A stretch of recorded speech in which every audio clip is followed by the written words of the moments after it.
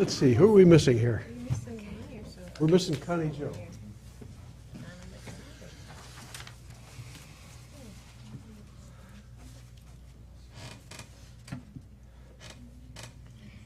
All right, whose job was it to watch Connie Jo tonight? I saw Bob. Tell you what, we'll begin with the invocation and then move to the opening of the meeting. And I'll be doing both functions tonight.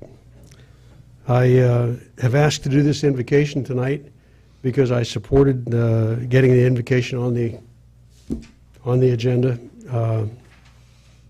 And it was the type of invocation that I'm going to give tonight is the kind of invocation that I had in mind when I supported this. And that is to ask the good Lord to show us his light, to see the right path for the city of Washougal, and for this council to take it. Amen.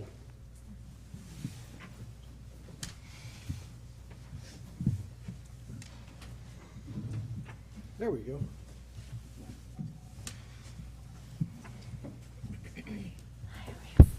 My purse.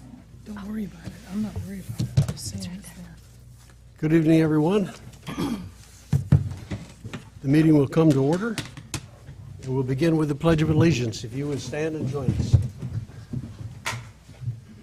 I pledge allegiance to the flag of the United States of America and to the republic for which it stands, one nation, under God, indivisible, with liberty and justice for all.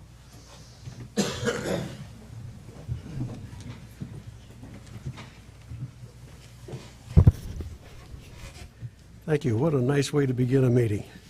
That's right. Okay, we're ready for the roll call. Rose? Here.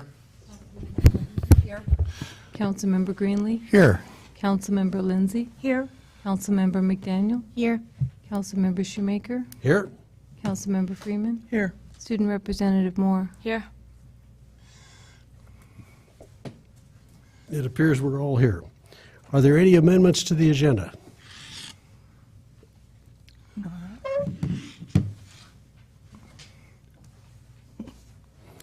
It appears there are no amendments to the agenda.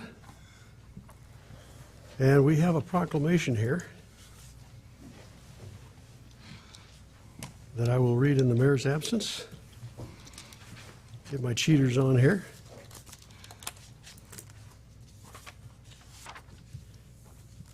Proclaiming the Mayor's Day of Recognition for National Service. Whereas service to others is a hallmark of American character and central to how we meet our challenges, and whereas the nation's mayors are increasingly turning to national service and volunteerism as a cost-effective strategy to meet city needs, and whereas national service participants address the most pressing challenges facing our cities, from educating students for the jobs of the 21st century and supporting veterans and military families to providing health services and helping communities recover from natural disasters. And whereas national service expands economic opportunity by creating more sustainable, resilient communities and providing education, career skills, and leadership abilities for those who serve.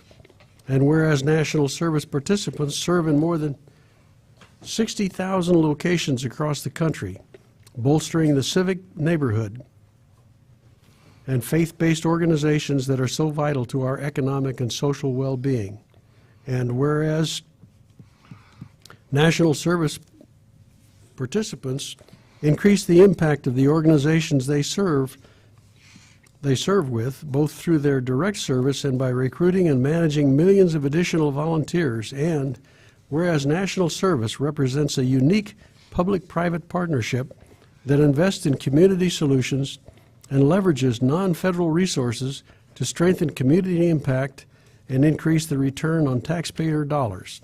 And whereas national service participants demonstrate commitment, dedication, and patriotism by making an intensive commitment to service, a commitment that remains with them in their future endeavors. And whereas the Corporation for National and Community Service shares a priority with mayors nationwide to engage citizens improve lives, and strengthen communities, and is joining with the National League of Cities, City of Service, and mayors across the country to recognize the impact on the Mayor's Day of Recognition for National Service on April 7th, 2015. Now, therefore, be it resolved that Sean Gard, Mayor of Washougal, does hereby proclaim April 7th, 2015 as National Service Recognition Day and encourages residents to recognize the positive impact of national service in the city of Washougal, to become employers of national service, to thank those who serve, and find ways to give back to their communities. In witness thereof, I will set my hand in the mayor's place and cause the city of the Seal of Washougal, Washington, to be affixed this 23rd day of March, 2015. Probably should do this in ink.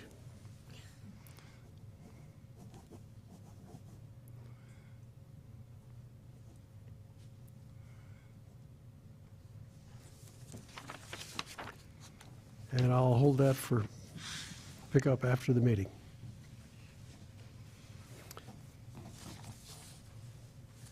Okay, let's get back to the agenda here. Rose, correspondence? I think we have one that I'm aware of, and that's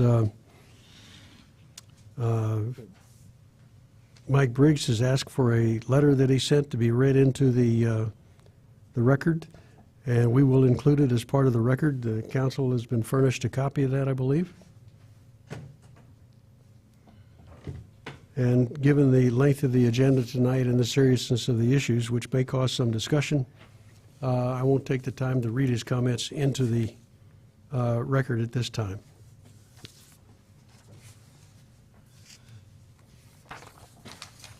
There we go. Thank you, Rose. Do we have any other correspondence? No. Okay. We're at that stage of the meeting where we ask for comments from the public.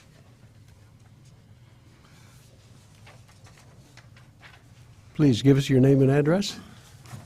Good evening, and actually I have some leave-behinds that I gave to Rose. My name's Chuck Green.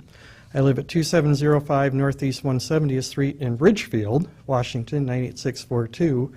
So you're probably wondering, why is somebody coming all the way out here from Ridgefield? Well, I, too, like to do community service events, and this year I've taken on two. The first one is called Charter Chat. And so last year, as you know, the voters approved a new home rule charter with Clark County. And former County Commissioner Betty Sue Morris and I are traveling around just educating people on the charter, so we call it Charter Chat. It's basically a traveling roadshow. We're making available any groups that want to have us in and learn about the charter. So this will be coming around to you. The second one is what I call my big deal, besides Charter Chat. And on April 26th, we are working on a forum called Where Have All the Voters Gone? Last year, as you know, we had a pretty atrocious turnout, 50%, and I think that's optimistic, what we got in Clark County. That was the lowest voter turnout for a midterm election in decades. And so what I'd like to do with this forum is get people together to sit down and discuss why people didn't vote and what could be done to encourage them to come out and vote this year and other years. We've got a number of nonpartisan groups who are helping host this. We've got, I'll call it three parties, Democrats, Republicans, and Tea Party, all very interested in actually being at the table for that discussion. It's going to be broadcast on CVTV. It's Sunday, April 26th, 4 to 5:30 p.m. at the Downtown Community Library, downtown Vancouver, not downtown somewhere else, but in the Columbia Room. And so these flyers, Rose will be handing those out to you.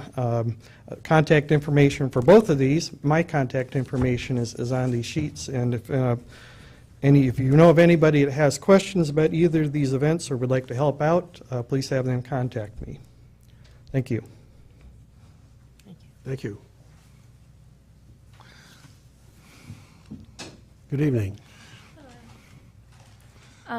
Hello, my name is Bridget McCarthy, and I am a student at Washougal High School.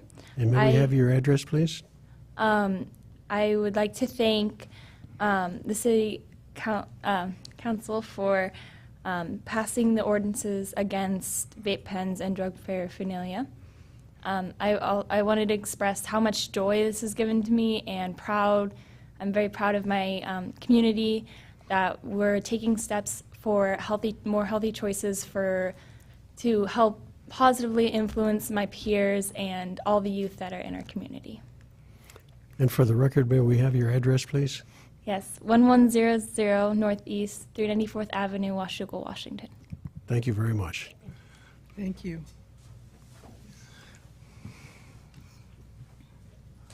Hello, my name is Maddie Gregory. I'm a Washougal High School senior as well. I live 2521 39th Street, Washougal, Washington. I'm here to also talk to you guys and say thank you for your work on the new ordinances that were passed on drug paraphernalia and vape pen display. I spoke at a past meeting about this, and I would also like to bring to your awareness today a new project that I am working on called Let's Draw the Line. I will be going out into our community with students from our community with the help of various adult volunteers and going into the stores and taking surveys of how these stores display their products. Do they have a whole bunch of teenagers hanging out? Do they have signs for alcohol at lower levels where little kids can see? And my goal with this is to build a relationship with these stores to help get some of this taken down, because what you guys do and what I'm hoping to do is to make this community better step by step. And I have some of the surveys that we will be using if anyone would like to see them. Yes.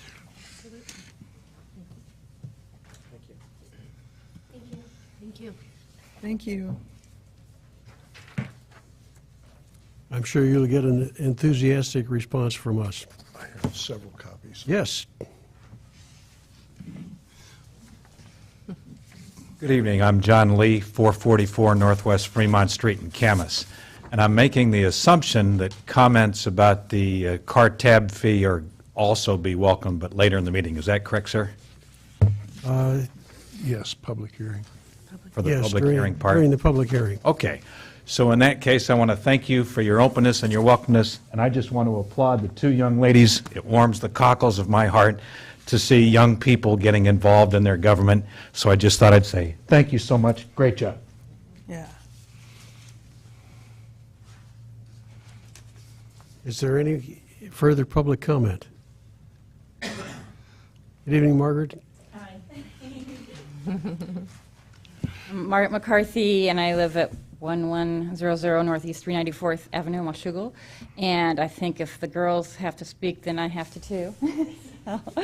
On behalf of Unite, which represents all the sectors of our community, education, parents, youth, business, government, youth serving organizations, I just want to thank you for all the work that you have been doing, and all of the city workers and managers and that have just making this place the best place it can be for our youth, for our families, for healthy choices, for the future, for all of us. So thank you so much for all the work you put in on that. Okay.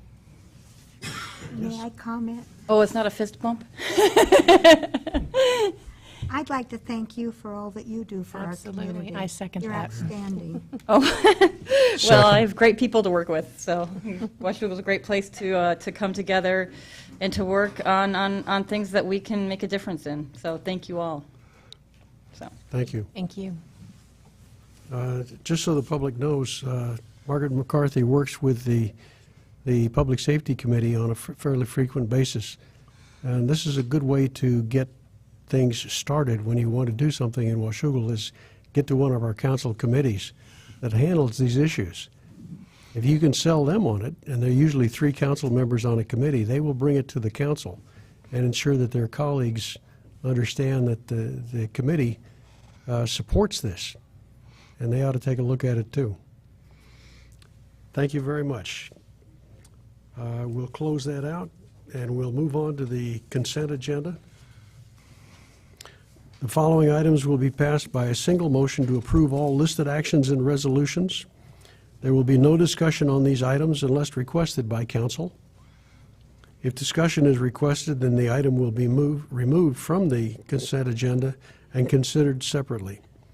After the motion has been made and passed to approve and considered separately after the motion has been made and passed to approve the remaining items. There are 6 items on the consent agenda tonight. Item A is the workshop minutes of March 9th, 2015. Item B is the council minutes of March 9th, 2015. Item C is the annual planning session minutes of March 14th, 2015. Item D is accounts payable checks 66459 to 66600 and voucher 182, totaling $909,343.26. Payroll, item E is payroll checks 9563-9 to 9569 and voucher 16284 to voucher 16329, totaling $166,579.63. Item F is the agenda bill number 13-15, authorizing the mayor to sign the RegGen intergovernmental agreement with the city of Portland. Mr. Mayor Pro Tem, I ask unanimous consent that the consent agenda be approved as read. Hearing no objection, so ordered. There being no objection, the consent agenda is approved. And that brings us to new business and Agenda Bill 14-15. Mr. Scott? Thank you, Mayor Pro Tem. Council, before you is recommendation from your Finance Committee for approval of a $216.71 emergency utility assistance payment transfer to a customer's account. As you know, the council established this program in 2013. The customer met certain criteria.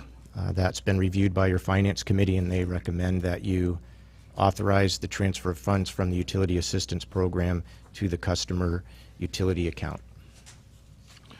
Mr. Mayor Pro Tem, I move that we authorize the transfer of funds from the Utility Assistance Program Fund to the customer utility account as approved by the Finance Committee. Second. Motion has been made. All in favor? Aye. Opposed? No. No. Motion carried. That brings us to Agenda Bill 15-15, the resolution on personnel policies and employee cost savings program. Jeanette, you're up. Tim and the council. Before you is a new policy to be included within our personnel policies. During the last contract negotiations with 307W, provision was included to establish a cost savings committee. Since that contract's been negotiated, I've established a policy and supporting documents such as forms. That material was reviewed with a group of both represented and non-represented employees. Following that, brought forward to the Finance Committee for their review, and then February brought forward at a workshop with Council. So the program is intended for employees to bring forward cost savings ideas, on hopefully a win-win, where we will see those cost savings realized. The employee will get a small portion of those net savings over the course of the program in its first year. So the recommended action this evening is to read the resolution by title only and pass and post the resolution in the usual manner. Mr. Mayor Pro Tem, I ask unanimous consent that we read the resolution by title only. There being no objection, that's approved. A resolution adding a new chapter to the personnel policies for the Employee Cost Savings Program. Mr. Mayor Pro Tem, I move that we pass and post the resolution in the usual manner. Second. Motion has been made and seconded. Discussion? Brent? Yes, I should have probably brought up some of these issues before when I missed the meeting that you had set up, Jeanette, and I apologize for that. But being a municipal lawyer, I worry about, in my day job, I worry about legalities of this, and one thing that comes to mind is gift of public funds. Theoretically, city employees have a duty already to bring matters like this to the attention of the administration, and they should impose it that way. And, it's part of their regular salary. And I just wonder whether this has been vetted adequately with, MRSC or other legal people in this, because it's one thing I'm not sure what the answer is to that. Sure, yeah, you bet. So there is a statute, RCW 41.60.015, that does allow at the state level program like I've proposed here this evening. While that statute governs the state program itself, what I have proposed is identical to that. I did take it to MRSC, and it was reviewed by a lawyer there, as well as reviewed it with Mr. English. So yes, I have vetted it with 2 attorneys. Are any other cities doing this? Yeah, in there's Washington? actually several cities. I think, as I mentioned earlier, some of these cities may not currently have an active program, but they definitely have it in their code. Tacoma, Seattle, Oak Harbor, Issaquah, Bellingham, and Everett, to name a few. Yeah. All right, thank you. I'm ready to vote.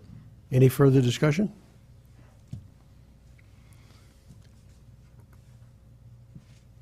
The motion has been made and seconded to approve the Employee Cost Savings Program. All in favor? Aye. Aye. Opposed? Motion carried.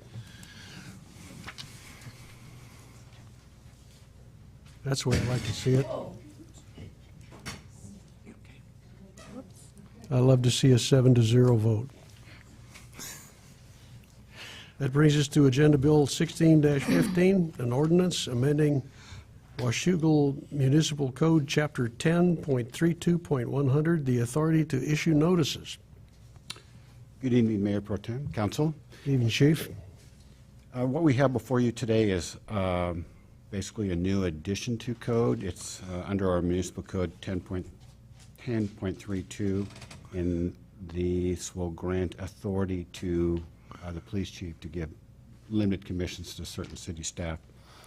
In this situation, we're looking at bestowing that upon our code enforcement officer or parking person to grant he or she the ability to write non-moving traffic infractions. So for parking enforcement, primarily in the downtown area, and for other areas within the city where we have parking issues, but yet police are just unable to get to those due to their call volume. This is obviously something new for us, and we are hopeful that it will help us enable to tackle some of the parking issues through town. The recommended action would be to read the ordinance by title only, to pass, post, and publish the ordinance in the usual manner. Mr. Mayor Pro Tem, I ask unanimous consent that we read the ordinance by title only. There being no objection, let's read it by title only. An ordinance adding authority to issue notices to Washougal Municipal Code, Chapter 10.32 as 10.32.100. Mr. Mayor Pro Tem, I move that we pass, post, and publish the ordinance in the usual manner. Second. It's been moved and seconded to pass the ordinance, pass, post, and publish the ordinance in the regular procedure. Discussion? I just wanted to mention for clarity for the public who are here, what this does is it gives the chief the authority to create limited commissions to write tickets for non-criminal violations. Specifically, what we're talking about here is parking. We have a parking code for the downtown area, which has never been enforced because we don't really have the staff to do it. The police have their hands full with, let's just say, more pressing matters. And so this will give the chief the authority to create a parking officer and who's already on staff. And so that it saves money and broadens the ability of the city to deal with problems.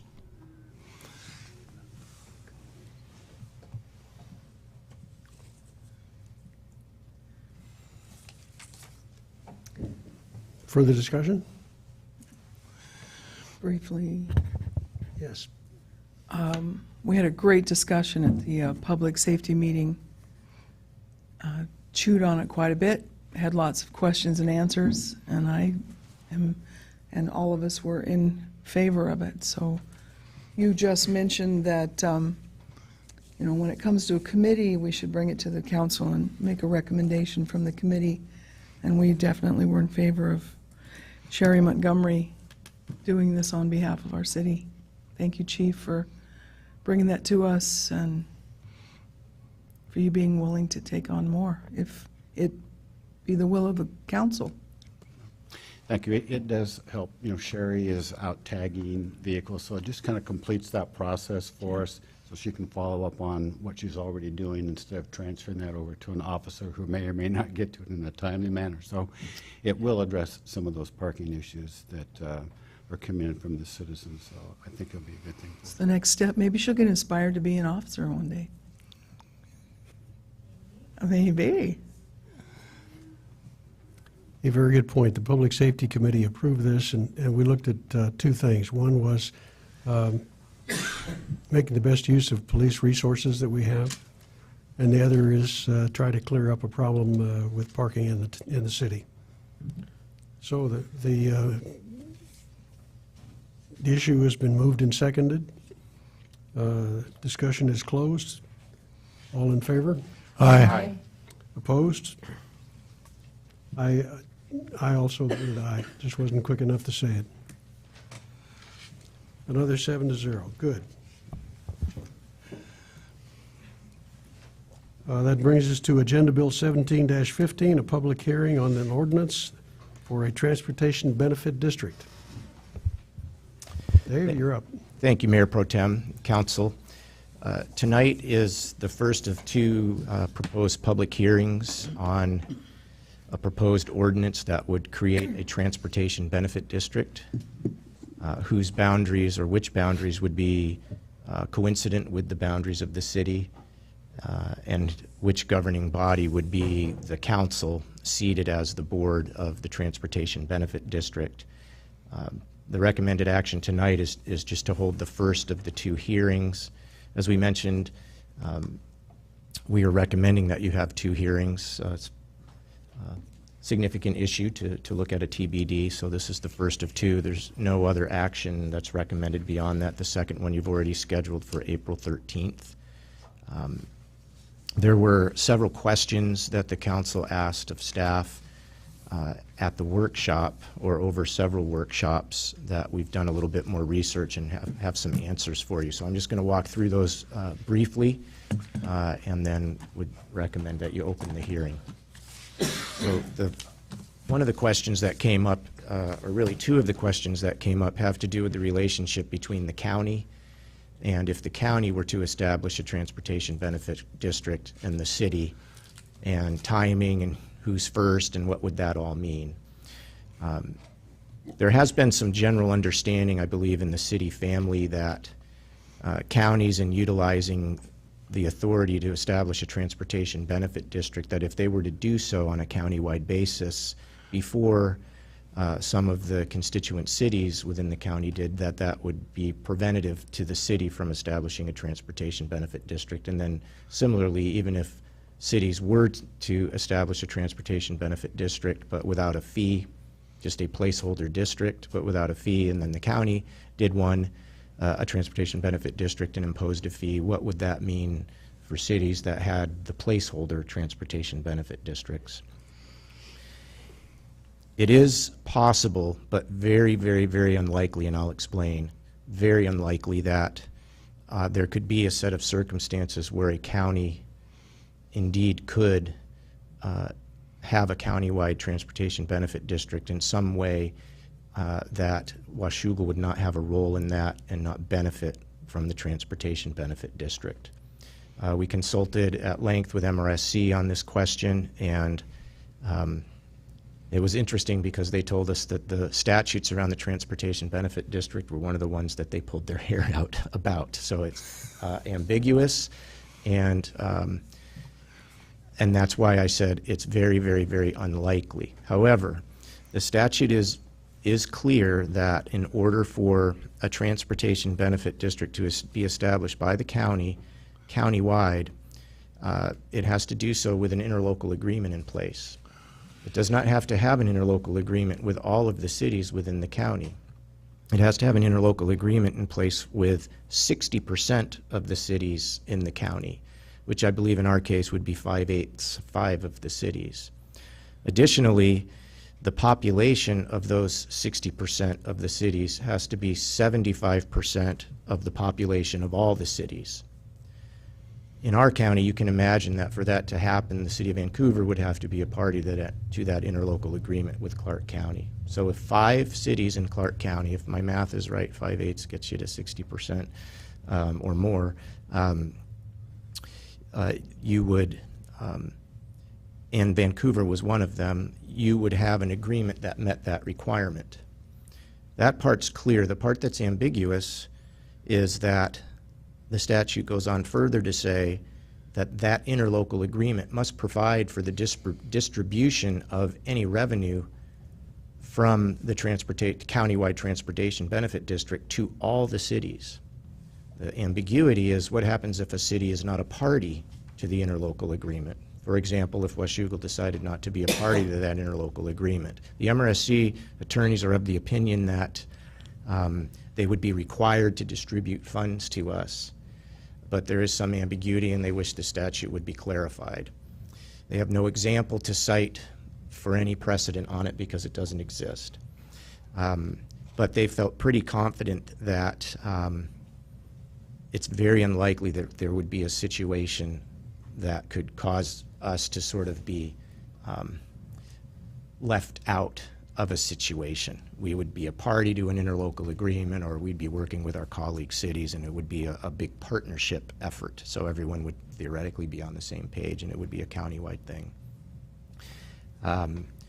However, I think the staff perspective on that is, even though it's very, very unlikely, I think it absolutely clarifies it if we have a transportation benefit district. That ambiguity goes away and there's no question. So hopefully that answers that question. It sort of tempers the concern that's been a general concern in the city family around basically preemption by counties over cities in terms of a transportation benefit district. With respect to a fee, it's basically the same answer. If we were to establish a transportation benefit district without the imposition of a fee, which is the ordinance that's being heard, the ordinance does not establish a fee, and there's no action before this council to establish a fee. However, it is to establish the transportation benefit district, and the purpose of a transportation benefit district ultimately is a revenue-raising district. But that part's not on the table right now. If the council was to do that and adopt the proposed ordinance and not impose a fee, and then the county did something and sought to impose the fee, all of the same explanation that I just gave would have to be in place. The interlocal agreement, 60% of the city, 75% of the city's population. It would have to include in Vancouver. And so it's very, very, very unlikely that we would be preempted even if after we establish our own placeholder transportation benefit district. So again, kind of tempered from some of the initial thoughts that have been out there in the city family on this particular issue. Another question that was asked is, what can transportation benefit district funds be used for? And very specifically, I think most the understanding that we've all had is maintenance. If it's defined in the and described in the ordinance, it can cover road maintenance, certainly new transportation projects.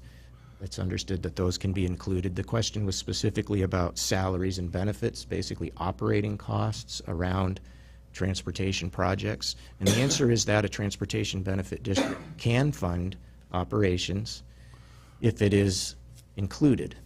It is statutorily allowable to do so.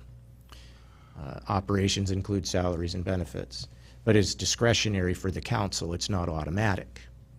You don't have to do that. I will say that the ordinance that is before you includes everything that the statute would allow. It doesn't confine the council. We started it that way, understanding that the council would deliberate and decide what they wanted to keep in. But we haven't, as a staff, excluded any of the statutory authority from the ordinance. And then lastly, I would just mention that in your packet, the ordinance that you see in your packet is slightly different from what was presented at the last workshop. It is not substantively different. However, the last time we had the body of the new code provisions redundantly stated within a section of the ordinance, and we felt that was inefficient. And working with the city attorney's office, we removed all of that code language out of a section of the ordinance and made it an exhibit, which is our typical path forward. So nothing changed in terms of the provisions or any of that, but now you see a shorter ordinance and a bigger exhibit, and the ordinance refers to the exhibit. And then just very briefly, what does this ordinance do? It establishes the Transportation Benefit District. It sets up the council as its governing board pursuant to the statute. That is the way it is to be. And you act separately with a separate hat on when you sit as the board of the Transportation Benefit District. But you are not divesting yourselves of any authority. That's a sort of a ministerial differentiation. It is still all of you. Meetings of the Transportation Benefit District would be presided over by the mayor. The ordinance defines transportation projects. The statute says that any revenues that are raised can be spent on transportation projects. And as I mentioned in a few comments ago, this ordinance defines transportation projects to include all of the things that the statute contemplates you could include. So that is all the transportation projects in our capital facilities plan would be eligible. So that's all the new construction on our current capital facilities plan. We have a pavement management plan that this ordinance recognizes and sets forth as a transportation plan. That's the plan that talks about most of our pavement management program resurfacing streets. Not every single maintenance project is covered by that. And to cover all of our maintenance projects, even the very smallest ones, to make them eligible for inclusion, if that is the desire of the council. The common practice with these ordinances has been to reference a state transportation plan that identifies local maintenance as one of the most pressing issues in the state, and it basically sets it up to be a transportation project pursuant to a state plan within the spirit of the statute. And again, it does not establish any revenue. It just sets up the organization. However, our intent would be to bring that question to the Transportation Board at some time pursuant to the direction of the Transportation Benefit District Board. And I want to make sure it's clear that transportation benefit districts exist to raise revenue to do transportation projects. That is their purpose. So with that, if there are any questions, Trevor's here with me in case there are any questions on our transportation plans or anything. One thing I'm not clear on, it seems like some of the motivation of the council in earlier discussions was to put this in place so that someone couldn't come in like the county, that's the only one who could come in, and impose a car tab fee and basically divest us of our authority to do that. Would just establishing the district prevent that? Not necessarily. So we could, so if we have capacity, non-voted capacity to impose a $20 car tab fee, and we didn't do it, the county still could come in and theoretically, Right. if you comply with all the interlocal requirements and get the majority of the cities, and that they could come in and do that. They could come in and do that.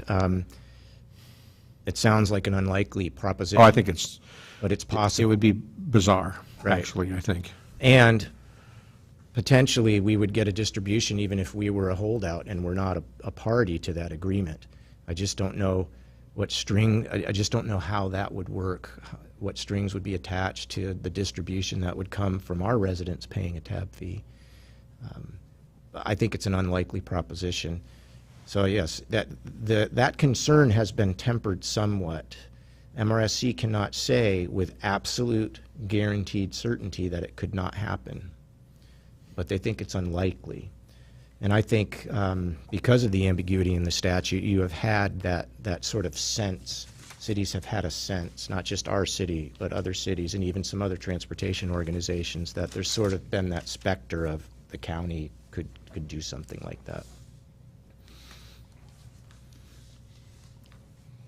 Is there any further discussion? Okay, at this point, we'll open the public hearing.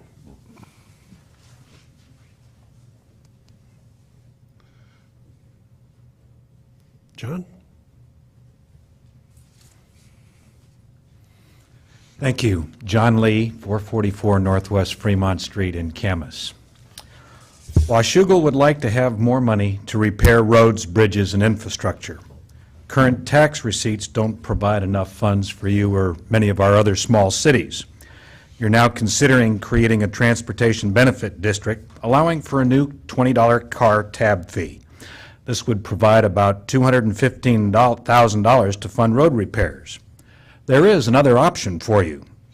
Why not have taxes citizens already pay go to you and other local cities rather than going to C-Tran? For every $100 Clark County citizens spend, they pay $8.40 in sales taxes. The state gets $6.50, Washougal gets 85 cents. C-Tran gets 70 cents. The county gets 15 cents. Our court system gets a dime, as well as mental health in the county. Of the $1.90 going to local services, C-Tran gets 82% of what cities receive. And yes, this is a transportation expense. Cities have to provide police, fire, EMS, roads, sidewalks, lighting, and many other services. C-Tran provides transportation for less than 5% of our citizens. Would citizens allocate that 70 cents to C-Tran if they were given a choice? 3 years ago, voters approved C-Tran's request for a 0.2 cent tax increase for essential bus service, a 40% increase. That's 20 cents on the $100 purchase, raising C-Tran taxes to 70 cents. Since passing that tax rate increase, C-Tran sales tax revenues rose 59% in just 2 years, from $22 million in 2011 to $36 million. The current budget predicts taxpayer revenues for C-Tran will have almost doubled in 5 years. What local family will have doubled their take-home pay in 5 years? I don't know of anyone. Would citizens prefer giving some of C-Tran's 70 cents to their city for better services? I'll bet the overwhelming answer is yes. My proposal would be to take some, or perhaps all, Of that 0.2 cent increase, citizens voted to give C-Tran in 2011 and transfer those taxpayer monies to cities who are still hurting from the Great Recession. C-Tran would still be getting more money than they received in 2011. Taking 10 cents from C-Tran would provide Washougal around $160 million, if my humble math is somewhat accurate. 15 cents would provide about $240 million. Moving the full 20 cents... Thousand or million? Ooh, thousand. Thank you. Thank you. Excellent. Yes, $160,000, $240,000, and the full 20 cents would provide Washougal $320,000 to fix roads, upgrade your infrastructure. And best of all, the citizens would have no extra car tab fee or any new taxes.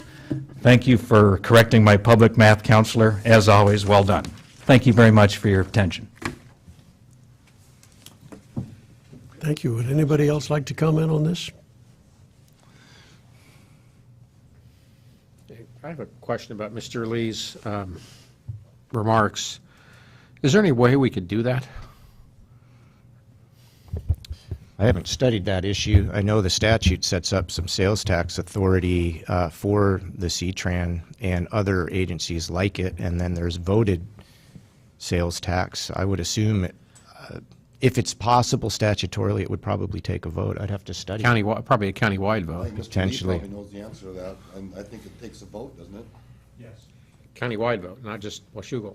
No, I think it'd be countywide. Yeah. But I don't want to give you a definitive answer because I haven't studied that at all. But yeah. I would just say on a related note, $20 tab is the only council-manic, or if you would, Transportation Benefit District Board action that can be taken without a vote. And that any other source of revenue, and there are other sources of revenue available to a Transportation Benefit District Board, including up to 0.2 of a sales tax that's voted. Property tax, different types of property tax mechanisms. There are other mechanisms. The $20 was provided to you and your colleagues in other communities by the legislature as a council-manic or a governing board action. And as a reminder, there's some legislation, one in the House, one in the Senate, that talks about potentially raising that threshold to $40 or $50 with certain conditions attached to it, but we don't know what will happen with that. Right now, it's $20. And how many, I think you presented us information on how many cities have, there's two questions, how many cities have done a TBD and how many cities have imposed a car tab fee? Right. If you give me a moment, I'm going to pull that up so I can give you that number.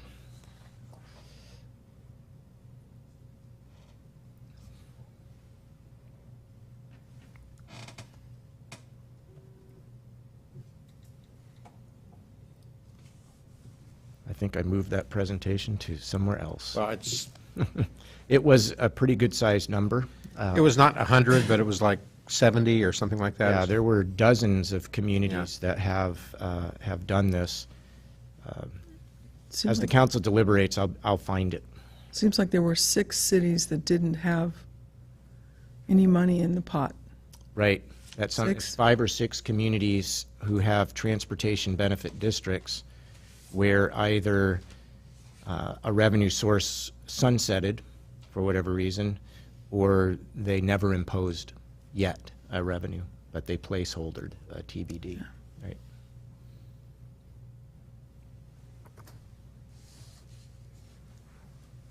Any further public comments?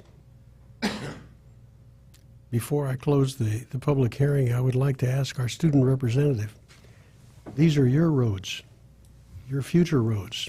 Do you have any comments on this? I'm glad that we're taking action, definitely, to try to make repairs and stuff to the roads, because I do drive on them every day. However, I have not heard, because of my absence a few weeks ago, I have not heard much about this specific ordinance that's going on, but I am very glad to see that there is action being taken. You want to explain the car tab to her? Yeah, that'd be No, awesome. that's all right. We've got another public hearing on the 13th of April. I'll do it after. So you'll have another chance to comment. Thank you. Would you like to comment? Yes, Eric Williams, 4253 M Drive. I know I come down here and I sound like a broken record, but I think we should take heed of what our neighbor in Camas has mentioned, but I'm always coming here to make you guys say you're stewards. And I get tired of every time I turn around, there's a tax and spend type of mentality from the local level, state, all the way to federal. So I know it's $20, not like it would hurt my wallet, but the principle of it all. And when I see C-Tran and I'm hearing like what our neighbors are saying from Camas, it makes me wonder, why are we not allocating things differently? And it should be looked at. Thank you. Anybody else? Are we allowed to speak? Not until we close the Until public we hearing. close it. At this point, then, we'll close the public hearing and open the discussion for the council. Connie Jo? Well, I sat on the C-Tran board for 3 years and fought against every one of the raises. And I love hearing you, John, and the ideas, and I hope to see it on the ballot, because I know our communities have spoken on the ballots. Yet C-Tran, because C-Tran did not put that on the ballot, they're just ignoring the voice of the people, because that was, after all, done by the county commissioners and not by C-Tran. So they don't feel any obligation to listen to the public. Now, every time you look at the map of Clark County, there's these little tiny sections on there that said yes to the tax increase, and yes to bus rapid transit, and yes to light rail. And the rest of the map, it's massive, said no, we want an opportunity to vote on it. But it still hasn't, like I said, it hasn't impacted the people that sit at the table or the staff that run the show. So let's do it again. Let's get it on the ballot. Any other council comments? Okay, we'll have another public hearing on this issue on the 13th of April. We invite everybody back for that one. And we'll move to public comments for the evening. Please, Richard. Good to see you. Haven't seen you for a while. Richard Hamby, 37015 Southeast Gibson Road, Washougal.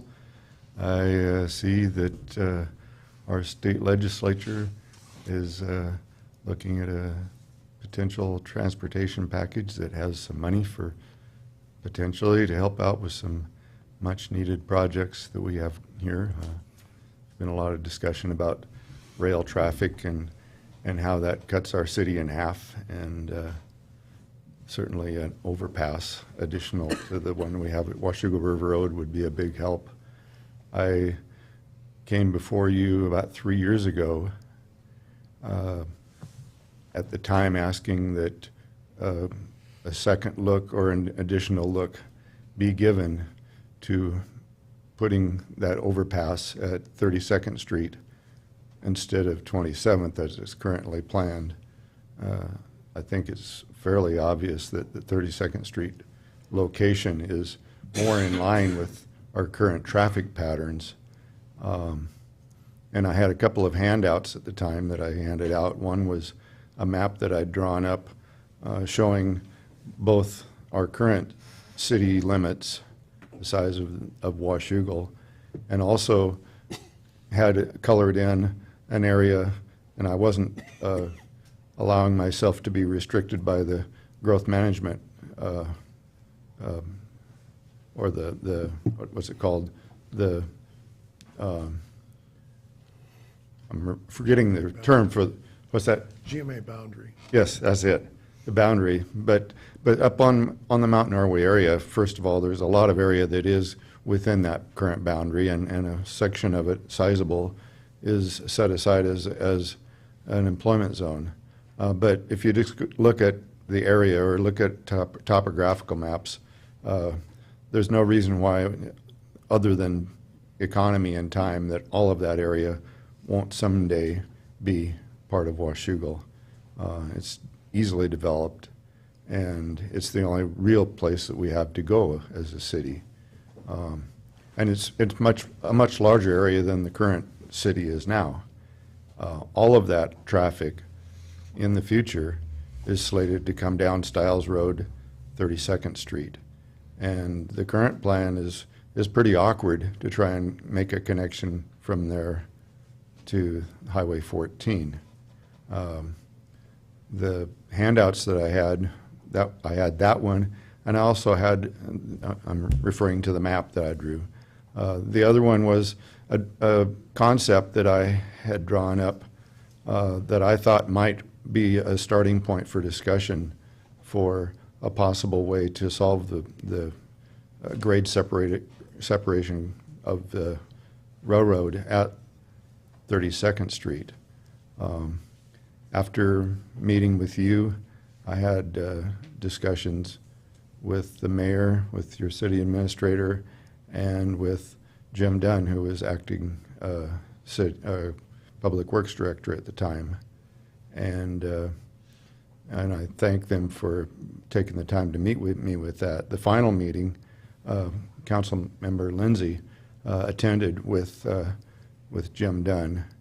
And at that point, I was a little disappointed that my first handout, the map that was showing really the need in the future, the fact that there's such a large area that's going to be, at some point, making that travel from a larger area than the current size of the city to connect with Washougal, seemed to have gone past him, and he mostly was wanting to talk about the reasons why my drawing wouldn't work. Truly, I didn't draw that asking you to come and just to build this. It was meant to be a starting point for discussion. And so I explained to him that I thought that the city really could stand to spend a little money and get some actual expert advice on what is the best way. And he told me that the city had spent a lot of money, and encouraged me ultimately to do a public records request to look at the studies. And so I did, and the request was for basically the results of any studies commissioned by the city regarding options for a grade-separated crossing at the railroad tracks at 32nd Street. Also, studies comparing 32nd Street to 27th Street for a grade separation crossing, and also any studies done by the staff regarding those same issues. I was given a couple of large file boxes of files to go through, and I spent quite a bit of time in your lobby going page by page through that. I didn't find one page that really was a study. I'm not sure how you came to the conclusion of the plan that you have now, which and admittedly there's real challenges at 32nd Street. But I think that the difference for the future of Washougal between having that very direct route from down 32nd Street directly to Highway 14 makes it worth, as it comes closer, maybe to be able to pull money together to do these projects, to make sure that you're doing the right thing. A couple of the terms that Jim Dunn used to describe your current plan was problematic and unfortunate. And certainly is, and the unfortunate part, he was referring to decisions that have been made in the past that he felt kind of forced you into the situation you're in. And I'm not sure that there's, after it is all said and done, there is a better option, but it certainly is unfortunate if there isn't. Richard, you've exceeded your time. Would you wrap it up for us? I will. So my request, before you put it in cement, so to speak, is that you get some expert advice. I believe that the port would chip in on that again with you, because they would rather have that connection at 32nd rather than 27th for all of their developments that are to the east. But I think that it's a timely thing to do. The Parsons-Brinkerhoff study was given, that you're working from, was giving the assumption that they're crossing at 27th. It's really never been studied that I can see, other than some in-house. And I'm not saying that the people didn't make it with the best intentions, but I would like to see one more look at it with expert eyes. Thank you. Thank you very much. Anybody else?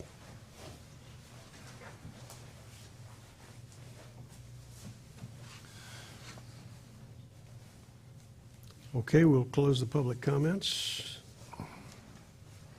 I have nothing from the mayor to report. Dave, do you have anything that the mayor has given you? I have nothing. Okay. Council member comments. Well, I commented during workshop about the Downtown Association. I don't think I need to repeat all that, but I think generally we need to plan on more retail here to accommodate the needs of about 25,000 people. I also attended on Saturday, along with Councilmember McDaniel, a town hall put on by Senator Ann Rivers about the current transportation package that has passed the Senate. It does benefit Washougal, specifically in East Clark County, a great deal. It widens Highway 14, which probably, 80% of our residents probably pass through on the way back into town. It replaces the Slough Bridge, widens it, and it gives us 27th Street, or at least funding towards that. So I think it's something that's worth supporting. It also makes some reforms that aren't specific to Washougal, like allowing or requiring that ferry construction in Washington not be limited to Washington State ferry operators or ferry builders. She gave an example of a recent ferry that was sold to Massachusetts for Martha's Vineyard. It was 1/3 the cost of the same ferry in Washington State that they charge because they're restricted, the state's restricted to buying only from Washington State builders. It also reforms the sales tax practice. I don't know if you realize it, but sales tax applies to public projects. So if there's an appropriation for a transportation project, the sales tax goes off of that project. So it's basically a diversion from a capital project into the general fund of the state. And it reforms that. It eliminates that practice. The governor is also proposing cap and trade and carbon standards that could add $1 to $1.60 a gallon to the price of gas in this state. And there's a debate whether he actually has the authority to do that, but in case he does, the bill says that money, if he does collect it, goes into road construction and not into other projects like mass transit and things like that. So I think overall the package is worthy of support, and that's enough for me on that. But thanks. Michelle? Yep, there'll be a Parks Board meeting, the April 1st at 3:30, and I was just trying to, one of the commenters, you were mentioning about the different options, 27th versus 32nd, and I know I was just asking you about that. You were explaining it to me because I'm new on the council, I forgot when you had told me the last study was done on that, but I know there was a package actually, listing the potential prices of a 27th Street overpass, which was, I believe, $50 million versus, was that right? Versus $16 million for, were those correct figures? I was just looking for the slides here, but I couldn't find them. I'd have to pull up the slides. Those were total prices for all of the components, including work on the state route. Okay. The piece that's just 27th, our local streets, is $16.6 million, but the overall projects were those larger numbers. I did email the council. Maybe it was an email. I sent an email to the council that sent the presentation that was done, which summarized the results of the studies that were done by our transportation consultants that looked at all the options, including 32nd, 27th, and but it was also looking at, and the lion's share of the work was looking at options about how to do interchanges in conjunction with the local streets on State Route 14. However, it did look at where we can get over the tracks or under the tracks, and it compared 27th, 32nd under, and 32nd over, and there were cost and impact considerations that basically took that off the table from our perspective. And when was that study done again? I don't. The last time we did that partnership with the port was in 2011. 2011. Okay. I'll try and pull that up. Thank you. Tomorrow morning, 8:20, there's a local connections meeting. It's a local business networking group. No membership fees.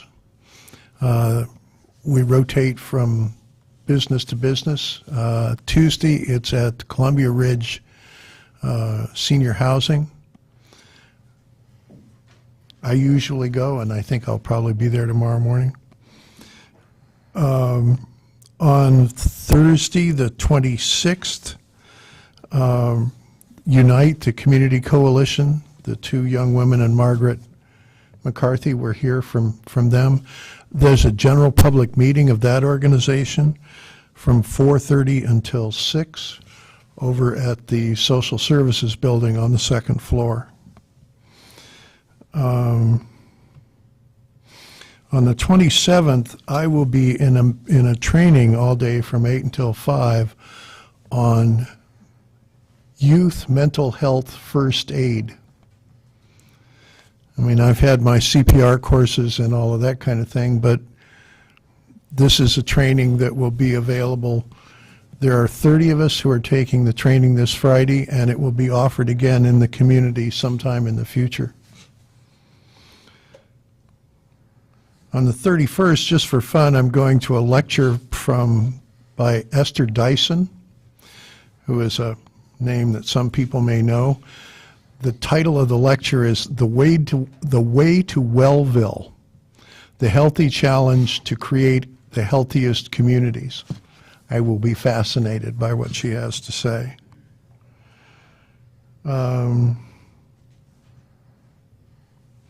That's pretty much, there's an RTC meeting Tuesday, April 7th at 4 o'clock in the county building on the 6th floor. And of course, in between there is Holy Week. I have nothing. Okay. As Councilman Boger mentioned, we attended the Transportation Forum on Saturday at Camas Library, and I just wanted to let everybody know that I personally thanked Senator Rivers for including the unprecedented amount of money for the cities of Camas and Washougal in this particular transportation budget. It's not been done before, so I'd say if we can possibly get it passed out of the House, this would be really great for our part of the county. There's an upcoming Meals on Wheels luncheon at the Hilton on the 2nd of April at 11:30.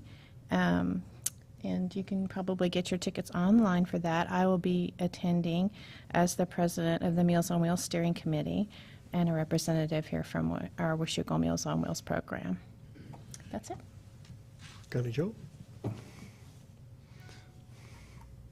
Thank you. I just want to reiterate that on the Transportation Benefit District, our conversation has been that we wouldn't do a councilmatic action at this point, and that we are only doing this because of the understanding that it's a good practice for us to get it organized down the road. So I just wanted to reiterate that, because a lot of these conversations go on at our workshops, which are open to the public also. And I don't remember it being mentioned tonight, or if it was, it went over my head. So I just wanted to reiterate that. Tomorrow night is the Washougal School District meeting. I'm just learning, because Jennifer's been doing this, it's twice a month, but the first week is, or let's see, the first meeting of the month, which is on the second Tuesday of each month, is a workshop. And then the fourth Tuesday of the month is an actual, what do they call it? It's a, like we have a workshop and council meeting, they call it workshop and school board meeting. Yeah, thank you. I'm too much in the council mode there. So tomorrow night is that event. I will be there, and that's open to the public also. And just like to announce that I'm a grandmother of another little girl. So I've been out of town for 12 days, cuddling little babies and keeping up with 18-month-olds, and attending the funeral of a 95-year-old dear saint that adopted our family as her family, so she's like a second mom. So I've been out playing and rejoicing with adopted families, so it's been great. It's a great 12 days. Thank you, that's all. Paige? Just wanted to say thank you guys for always being patient with me when I don't know what's going on. Yeah, we're in the same boat a lot of the time. And always willing to help. I always love to be here and love to be a part of this. Thank you. Thank you. I'll try not to surprise you next time. I usually warn people in advance when I'm going to ask them for something. I wanted to just bring everybody's attention tonight to the way this council meeting was run. I'm not feeling a little bit under the weather, so I wasn't very aggressive with it. But this is a very self-regulating group, and so it's a very easy meeting to run. And the procedures may at some point go awry. They may be a little delayed while I think about it, but they get done. And I thank this group for being such a wonderful group tonight, and I thank the public for coming out tonight and giving us a piece of their mind, because believe me, we can use it. If there are no further comments from the council? Yes, Connie Jo. Turnabout's fair play. Turnabout's fair play. I want to thank you for taking over the last 2 weeks, last two meetings. It's got to be hard. Those of you that have stepped in, it is hard. It's mind-boggling to switch hats and try to be that official voice. And you do it with grace and patience, and I thank you for it. Thank you. Second, and also, thank you. See what I mean? It's a great group. Paige, you had something else to add? No? Okay. Sorry about that. I thought I saw a hand go up down there. Okay, Chair would entertain a motion for adjournment. So moved. We are adjourned.